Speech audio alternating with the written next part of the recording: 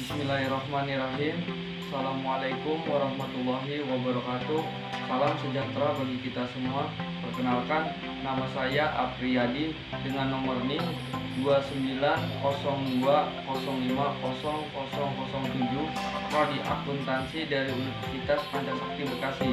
Di sini saya akan memenuhi tugas UAS mata kuliah Artificial Intelligence dengan dosen pengampu Ibu Eti Indayani SPD MPD.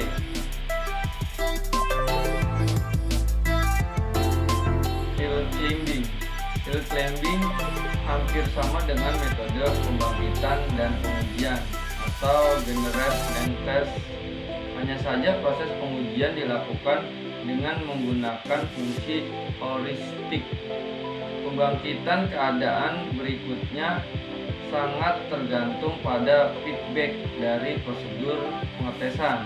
Tes yang berupa fungsi heuristik ini akan menunjukkan seberapa baiknya nilai terkaan yang diambil terhadap keadaan lainnya.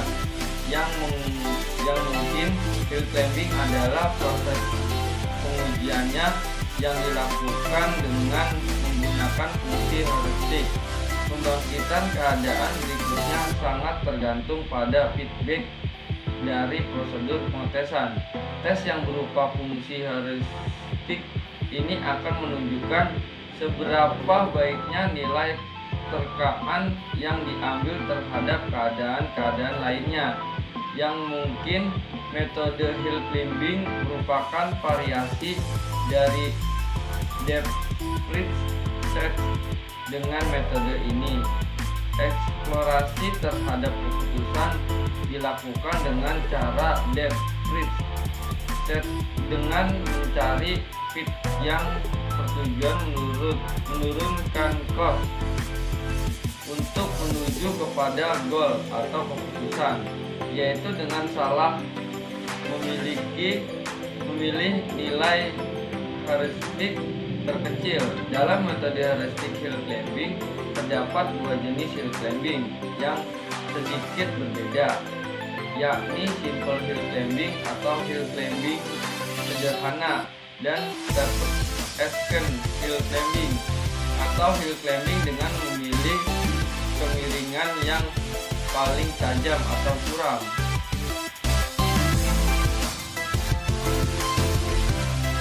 Tabu set introduction. Tabu set introduction September tanggal 6 2009.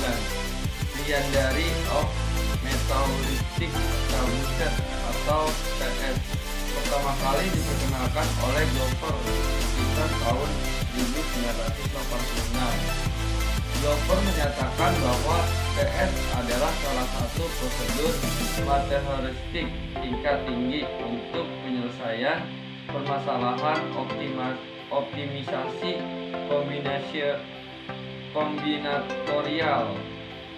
TS ini dirancang untuk menggerakkan metode-metode lain atau komponen proses TS itu sendiri untuk keluar atau menghindari dari masuk dalam solusi optimal yang bersifat lokal. Kemampuan TS dalam menghasilkan solusi yang mendekati optimal telah dimanfaatkan dalam beragam permasalahan klasik dan praktis dari berbagai bidang, mulai bidang penjadwalan hingga bidang telekomunikasi.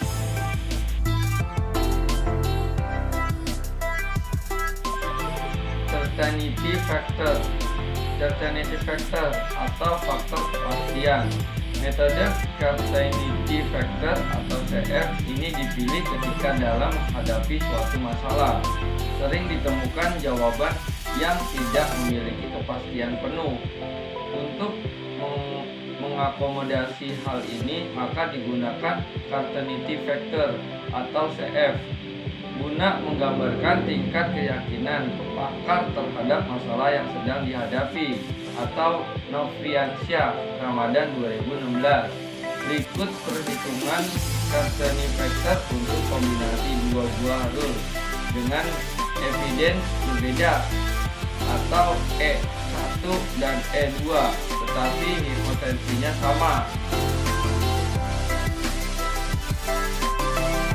Implementasi analisis perbandingan metode Cartenity Factor.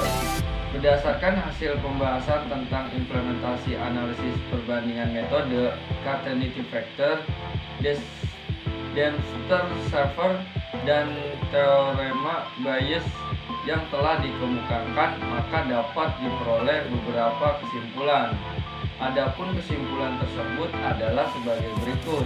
Yang pertama, berdasarkan hasil perhitungan yang telah dilakukan, maka dapat diketahui bahwa metode Cartenity Factor adalah metode yang memiliki nilai probabilitas tertinggi dari metode Dempster-Shafer dan teorema Bayes.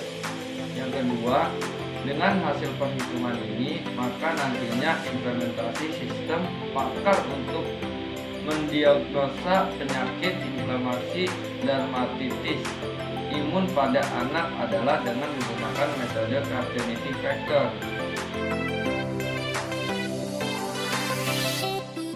Sistem pakar atau expert system. Sistem pakar atau expert system adalah sistem yang menggunakan pengetahuan manusia, di mana pengetahuan tersebut dimasukkan ke dalam sebuah komputer dan kemudian digunakan untuk menyelesaikan masalah-masalah yang biasanya membutuhkan kepakaran atau keahlian manusia.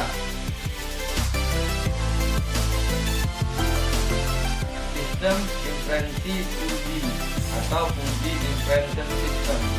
Sistem inferensi uji atau uji inferensi system merupakan suatu cara memetakan ruang input menuju ruang output menggunakan logika uji. Sistem inferensi uji terdiri dari 3 proses utama, yaitu proses ujifikasi, inferensi, dan defusifikasi. Ketiga proses tersebut melibatkan basis pengetahuan yang berisi berbagai aturan atau rule dan fungsi keanggotaan uji. Nah, ada 3 metode sistem inferensi uji yang banyak digunakan saat ini, yaitu uji Tsukamoto, uji Mamdani, dan uji Sugeno.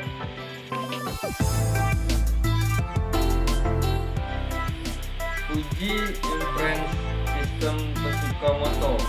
Uji inferensi sistem Tsukamoto untuk menentukan kelayakan calon pegawai Nadia Rosmalita Sari, Wayan Firdaus Mahmudi Sesindo 2015. Pegawai sangat berperan penting terhadap kesuksesan perusahaan, sehingga dalam memilih calon pegawai, perusahaan harus benar-benar mempertimbangkan kriteria yang dibutuhkan untuk memperoleh pegawai yang berkualitas. Perusahaan melakukan seleksi penerimaan pegawai baru. Permasalahan timbul dikarenakan banyak faktor lain yang mempengaruhi sistem seleksi calon pegawai. Penelitian ini tujuannya untuk meningkatkan performansi dari sistem seleksi calon pegawai. Penelitian ini menggunakan sistem inferensi uji model Tsukamoto untuk menentukan kelayakan calon pegawai. Pada perusahaan, rekomendasi calon pegawai dapat digunakan sebagai acuan untuk menentukan calon pegawai yang diterima. Input yang dibutuhkan pada sistem meliputi variabel yang mempengaruhi pada kriteria kelayakan calon pegawai, dan outputnya adalah keputusan. Hasil dari pengujian menggunakan uji Tsukamoto adalah sebuah rangkaian untuk menguji kekuratan antara perankingan pada dan sistem digunakan uji korelasi non-parametric Perman. Uji korelasi menghasilkan nilai keakuratan sebesar sangat akurat.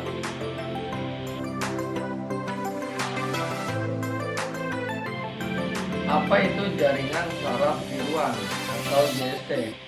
Jaringan saraf tiruan atau JST adalah prosesor yang terdistribusi besar-besaran secara paralel yang dibuat dari unit proses sederhana yang mempunyai kemampuan untuk menyimpan pengetahuan berupa pengalaman dan dapat digunakan untuk proses lain atau Haikin 2009. Jaringan saraf tiruan tidak diprogram untuk menghasilkan keluaran tertentu.